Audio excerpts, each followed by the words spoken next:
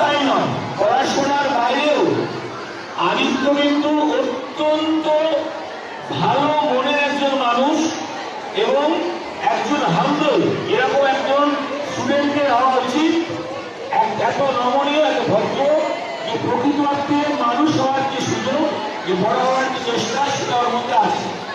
আজকে তোমাদের সামনে আমি ওকে প্রেজেন্ট করছি এই কারণেই, যত আমরা এই ধরনের স্টুডেন্টদের সংস্পর্শ পাবে তোমরা, তত তোমাদের একটি ধীর বা আগ্রহ বাড়বে। এবং সেই কারণেই বিদ্যালয়ে কিন্তু আমরা 85% উপরে যত স্টুডেন্ট পেয়েছো তাদের স্কলারশিপ ব্যবস্থা আমরা করেছি, তার ফলশ্রুতি কিন্তু এক একজন করে ভালো ছাত্র বেরিয়ে আসছে। তাই আমরা আজকে আদিত্যর জন্য গর্বিত।